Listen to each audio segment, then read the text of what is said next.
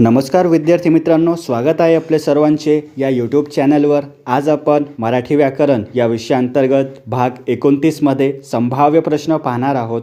चला तर सुरुवात करूया। पहिला प्रश्न, दोन नद्यांमधील जागा याबद्दल एक शब्द निवडा। तर दोन नद्यांदरम्यान असणाऱ्या सुपीक प्रदेशाला दुआब असे म्हणतात, म्हणून पर्याय क्रमांक 2 दुआब हाच आपला योग्य उत्तर आहे। पुढे, कवळ या शब्दाचा योग्य समानार्थी शब्द ओळखा।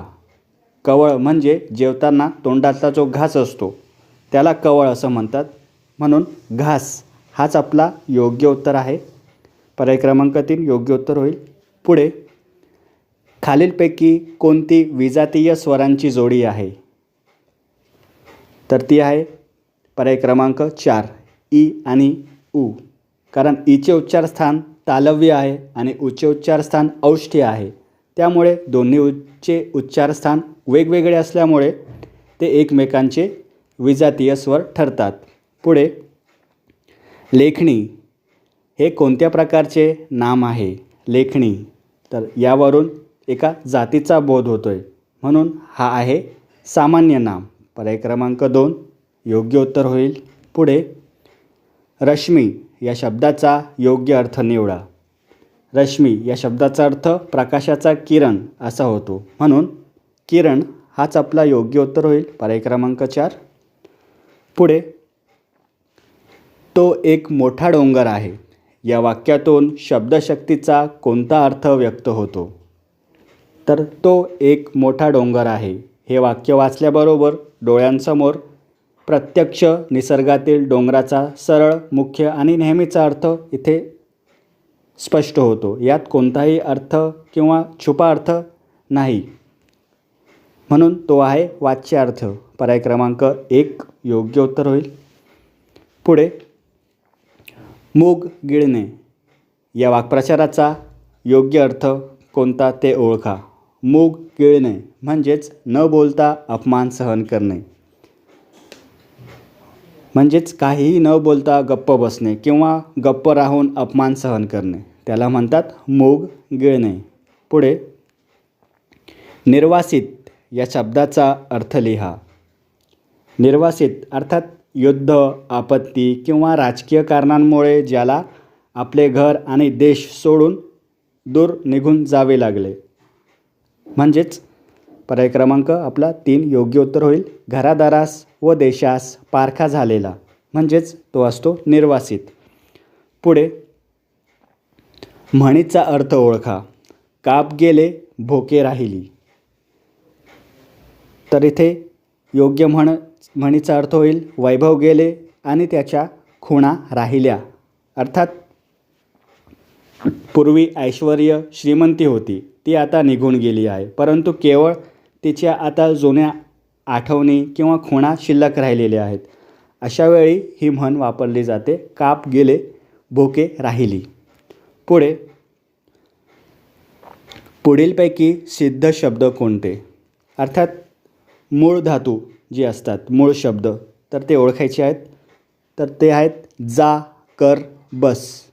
हे मूळ धातू आहे, कारण या धातूपासून पुढे क्रियापद बनते, अर्थात जापासून जाणे, करपासून करतो, बस या धातूपासून बसला, अशा प्रकारे, म्हणून पर्याय क्रमांक 2 हेच सिद्ध शब्द आहेत।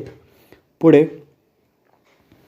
तिथी, वार, नक्षत्र, योग, करण या 5 घटकांनी युक्त अशा दिन वैशिष्ट्यांची माहिती असणारी पुस्तिका कोणती?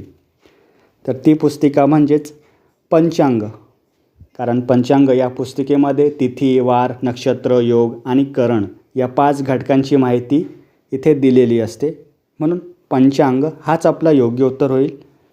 पुढे, पुढीलपैकी कोणता शब्द भाववाचक नाम आहे?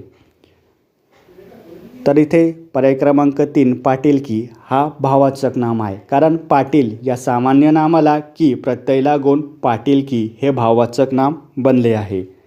पुढे, पुढीलपैकी वाक्यातील गाळलेल्या जागी योग्य शब्दाची निवड करा। डॅश विचार झटकून आधुनिक विज्ञानप्रणीत विचारांचा अंगीकार करायला हवा। तर इथे मित्रांनो वाक्याचा अर्थ जुने किंवा निरुपयोगी विचार सोडून देणे असा आहे. म्हणजेच इथे कालबाह्य हाच इथे योग्य शब्द इथे बसेल. कालबाह्य विचार झटकून आधुनिक विज्ञानप्रणीत विचारांचा अंगीकार करायला हवा. कालबाह्य म्हणजे जे काळाच्या ओघात जुने किंवा कालबाह्य झाले असे. म्हणून पर्याय क्रमांक 2 कालबाह्य हाच आपला योग्य उत्तर होईल. पुढे तडाग या शब्दाच्या विरुद्धार्थी शब्द निवडा. तर तडाग म्हणजेच तळे, सरोवर, जलाशय. म्हणजे हे तिन्ही शब्द इथे समानार्थी शब्द होईल तडागचे. मात्र निर्झर जो आहे हा विरुद्धार्थी शब्द होईल. निर्झर म्हणजे झरा, वाहते पाणी किंवा धबधबा, जो वेगळा शब्द आहे. म्हणून पर्याय क्रमांक 1 हाच आपला योग्य उत्तर होईल.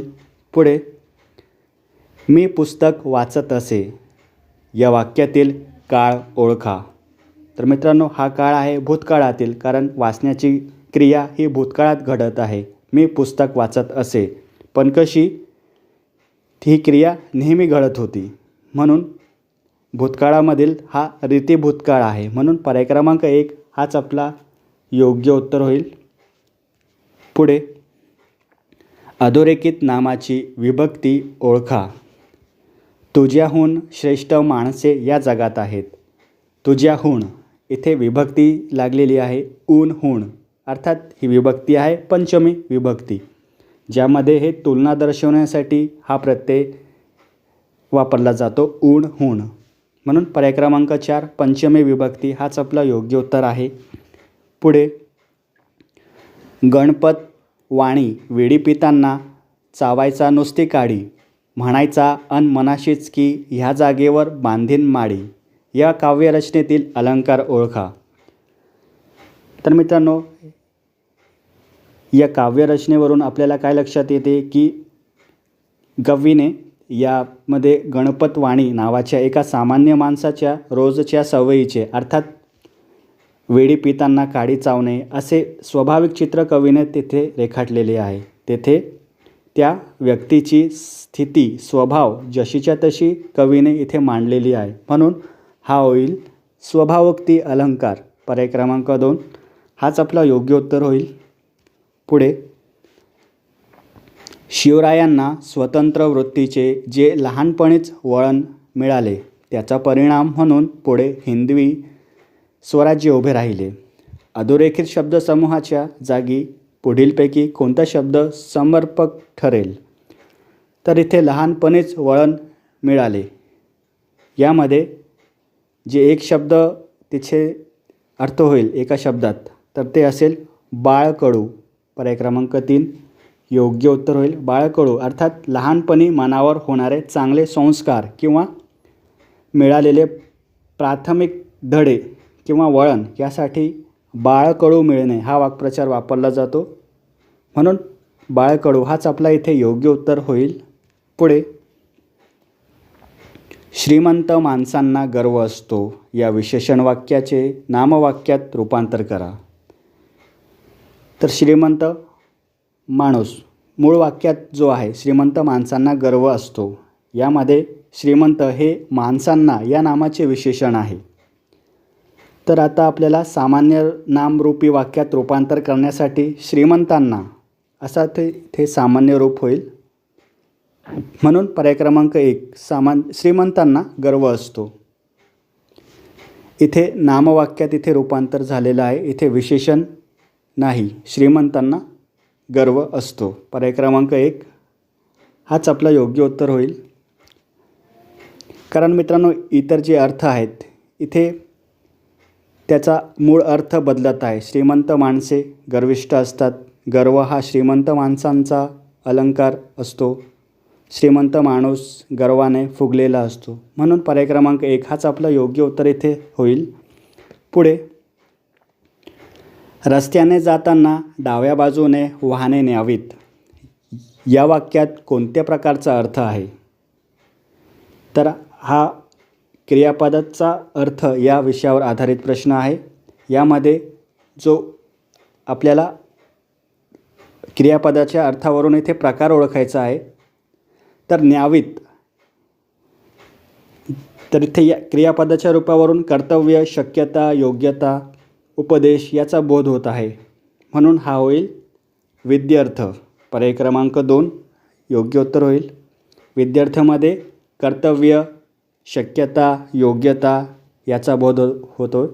ज्या प्रकारे इथे मूळ वाक्यात रस्त्याने जाताना डाव्या बाजूने वाहने न्यावेत उपदेश देण्याचं काम होत आहे इथे, म्हणून इथे विद्यार्थ. याची ट्रिक म्हणजे मित्रांनो, विद्यार्थ्यामध्ये क्रियापदाला वा, वी, वे अर्थात करावा, करावी, कराव्या म्हणजे अशा प्रकारचे प्रत्यय जोडलेले असतात. इथे अनेक वचनी आहे न्यावीत, म्हणून इथे त हा प्रत्यय जोडलेला आहे, म्हणून न्यावी, म्हणून इथे विद्यार्थ हाच आपला योग्य उत्तर होईल. कारण मित्रांनो, इथे स्वार्थ वाक्य नसण्याचे कारण म्हणजे इथे फक्त स्वार्थामध्ये काळाचा बोध होतो, म्हणून स्वार्थ आपलं इथे प्रकार नसणार आहे. संकेतार्थीमध्ये जर तर वापरलेले असते, अट घातलेली असते तेव्हा संकेतार्थी, आणि आज्ञार्थामध्ये तर आशा, विनंती इथे असते, म्हणून विद्यार्थ हाच आपला इथे योग्य उत्तर होईल. पुढे संस्कृत वर्गीकरणात नसलेला आणि द्रविडी भाषेतून मराठीत आलेला मूर्धन्य वर्ण कोणता? तर तो आहे पर्याय क्रमांक 4 ळ. हाच आपला योग्य उत्तर होईल. मराठी भाषेतील ळ हा वर्ण स्वतंत्र मानला जातो. हा वर्ण मूळ संस्कृत भाषेत नाही, तो द्रविड भाषेतून मराठीत आलेला मूर्धन्य वर्ण आहे. पुढे खालीलपैकी कोणत्या वाक्यात द्विकर्मक क्रियापद आहे? अर्थात आपल्याला त्या वाक्यामध्ये 2 कर्म आहे असे आपल्याला ओळखायचं आहे. गवळी धार काढतो, तर इथे काढणारा कोण? गवळी हा कर्ता आहे, आणि काढणारे काय? तर धार. धार हा कर्म आहे, म्हणजे हा इथे कर्म एकच आलेला आहे, कर्ता एकच आहे, कर्मही एक आहे आणि क्रियापद एक आहे, म्हणून हा द्विकर्मक क्रियापद होणार नाही. आजीने नातीला गोष्ट सांगितली, तर गोष्ट सांगणारी कोण? आजी. आजी ही कर्ता आहे, सांगितली हे क्रियापद आहे. सांगणारे काय? तर गोष्ट, आणि गोष्ट सांगण्याची क्रिया नातीवर घडत आहे. तर मित्रांनो, इथे 2 कर्म आलेले आहे, एक नाती आणि एक गोष्ट. तर गोष्ट हे प्रत्यक्ष कर्म आहे आणि नाती हे अप्रत्यक्ष कर्म आहे, म्हणून जो दुसरा वाक्य ठरतो तो द्विकर्मक क्रियापद आहे. म्हणून फक्त ब बरोबर, पर्याय क्रमांक 3 फक्त ब बरोबर हाच आपलं योग्य उत्तर होईल. पुढे पृथक या शब्दात समानार्थी शब्द पुढीलपैकी कोणता? पृथक या शब्दाचा अर्थ वेगळा किंवा भिन्न असा होतो, म्हणजेच निराळा. हाच आपला पर्याय योग्य होईल, कारण आपण म्हणतो की त्याची कामाची पद्धत सर्वांपेक्षा निराळी अर्थात वेगळी आहे, म्हणून पर्याय क्रमांक 4 निराळा हाच समानार्थी आपला योग्य होईल पृथक या शब्दाचा. पुढे तितिक्षा या शब्दासाठी योग्य शब्दसमूह कोणता? तितिक्षा म्हणजेच हाल-अपेष्टा सहन करण्याचा गुण. दुःख, संकटे किंवा कठीण परिस्थितीत संयम न गमावता शांतपणे आणि धीराने सहन करण्याच्या वृत्तीला तितिक्षा म्हणतात. ज्या प्रकारे केलेला उपकार जाणणारा कृतज्ञ, केलेले उपकार न जाणणारा कृतज्ञ आणि जाणून घेण्याची इच्छा असणारा जिज्ञासू, त्याचप्रकारे हाल-अपेष्टा सहन करण्याचा गुण असलेला तितिक्षा. पुढे खालीलपैकी कोणत्या भाषेमधून अननस, पेरू, साबुदाणा हे शब्द मराठीमध्ये आले आहेत? तर हे शब्द जे आहेत अननस, पेरू, साबुदाणा, आणखी बटाटा, तंबाखू, चावी, तिजोरी, हापूस हे सर्व शब्द पोर्तुगीज भाषेतील आहे, म्हणून पर्याय क्रमांक 3 पोर्तुगीज हाच आपला योग्य उत्तर होईल. पुढे समानार्थी शब्द ओळखा. शाखी. शाखी या शब्दाचा समानार्थी शब्द म्हणजे झाडाची फांदी, ज्याला अनेक शाखा असतात अर्थात फांदे असतात, त्याला शाखी म्हणजेच झाड, वृक्ष असे म्हटले जाते, म्हणून इथे झाड आपला योग्य उत्तर होईल. पर्याय क्रमांक 2. पुढे दिलेल्या शब्दसमूहासाठी पर्यायी शब्द निवडा. पाण्यातील कचरा. पाण्यातील कचरा यामध्ये जो पर्याय क्रमांक आपला योग्य होईल 1. पाणीवळ. कारण मित्रांनो, साठलेल्या किंवा वाहत्या पाण्यात जमा होणाऱ्या पालापाचोळा, गवत आणि कचऱ्याला शब्दसमूहाबद्दल एक शब्द म्हणून पाणीवळ म्हणतात. इथे मित्रांनो पाणलोट हा पर्याय होणार नाही, कारण पाणलोट याचा अर्थ होतो पाण्याचा प्रवाह वाहून जाणारा तो जमिनीचा उतार, त्याला पाणलोट असं म्हणतात. म्हणून पाण्यातील कचरा पाणीवळ हाच आपला योग्य उत्तर होईल. पुढे भीतीने थरकाप उडणे हा अर्थ व्यक्त करणारा वाक्प्रचार कोणता? तर तो वाक्प्रचार म्हणजेच काळीज उडून जाणे. पर्याय क्रमांक 3 योग्य उत्तर होईल. एखाद्या गोष्टीमुळे अचानक प्रचंड भीती वाटणे किंवा खूप घाबरून जाणे या अर्थासाठी काळीज उडून जाणे हा वाक्प्रचार वापरतात. पुढे उसळ, पगडी, खळ हे शब्द मराठीमध्ये पुढीलपैकी कोणत्या भाषेतून आले आहेत? तर उसळ, पगडी, खळ, आणखी तूप, आप्पा, किल्ली, भांडे हे सर्व शब्द जे आहेत ते कन्नड भाषेतून मराठीमध्ये आलेले आहे. म्हणून पर्याय क्रमांक 2 कन्नड हाच आपला योग्य उत्तर होईल. शेवटचा प्रश्न, तुम्ही फार छान काम केलेत हे कोणत्या प्रकारचे वाक्य आहेत? तर हे आहेत पर्याय क्रमांक 1 कर्तृ कर्मसंकर. इथे कर्तरी प्रयोगही आहे आणि कर्मणी प्रयोग आहे. दोन्ही इथे प्रयोग वापरले गेलेले आहेत. कारण इथे मित्रांनो काम करणारा कोण? तुम्ही. जर आपण तुम्ही हा कर्ता आहे, आता कर्ता आपण जर बदलून बघितला, तुम्ही ऐवजी तू हा शब्द घेतला, तू फार छान काम केलेस, इथे तच्या ऐवजी स हा प्रत्यय लागेल. एकतर कर्ताप्रमाणे क्रियापद बदलत आहे. आता आपण कर्म बदलून बघूयात. काम करणारे काय? तर काम. काम हे कर्म आहे.